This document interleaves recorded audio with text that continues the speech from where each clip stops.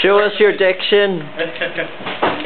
Oh, good afternoon, everyone. It's wonderful to see so many people here. So I remember 2 years ago I was where you were in the audience, just a kid with a crazy dream, and look where I am. Anyway, I'm going to be reading the opening to my short story, The Death of a Drama Student, which is every bit as cheerful as the title implies, and it features my recurring protagonist, a crime-solving uni student, Sam Bennett. I was reading a novel by Dostoevsky. The Velvet Underground was playing on my laptop. I was feeling cultured. It was a Thursday, a slow day, and a day off. Every other day of the week I was sat in lectures making doodles. I had nothing to do on Thursdays but read novels and listen to the Velvet Underground. Sometimes I got my essays done on Thursdays, but mostly I just read novels and listened to the Velvet Underground. I put down my book. I paused the Velvets. I got up and left my room. I went to the kitchen. I went to the fridge. Somebody had taken most of my milk. If I wanted a hot drink now, it'd have to be with a drop of milk. Literally, a drop. I went back to my room. I put my shoes on and then I put my jacket on. I counted the change in my wallet. I took out the 75 pence necessary for half a pint of milk.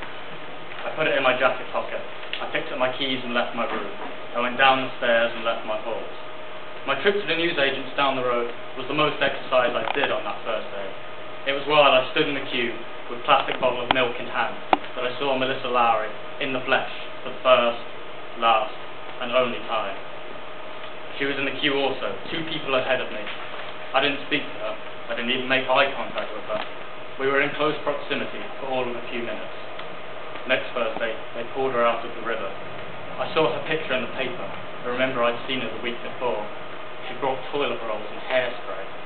I wonder whether she'd used either of her items before she drowned. It'd be a waste of money if she hadn't. On the Friday, everybody was talking about Melissa Lowry. Most people said they didn't know her, but knew somebody who knew somebody who knew her. After the weekend, a small memorial ceremony was set up for her. I went along. It was a hastily put together affair. There were pictures of her on the wall. A friend of hers stood up and read a eulogy. A tutor read a poem. A girl with a guitar performed a rendition of Hallelujah. Some people cried. There were a lot of people in attendance. Mostly her fellow drama students, I was told. I had no idea there was such a close-knit group. I looked over the photos of her. A guy stood next to me. He said, "Sad, isn't it? Tragic," I replied. "Did you know Mel?" I shook my head. Not really. "We were in a play together," he said and pointed out the photo. "See? She was Lady Macbeth. I was her Macbeth." I said, "Tomorrow and tomorrow and tomorrow creeps in this petty pace from day to day. Life but a walking shadow, a poor player that struts and frets his hour upon the stage, and then is heard no more." He looked across to me. "What?" "Just something I picked up from a movie," I said. Thank you.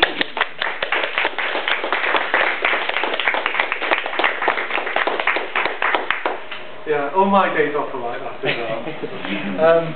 Especially the buying the milk in the shop.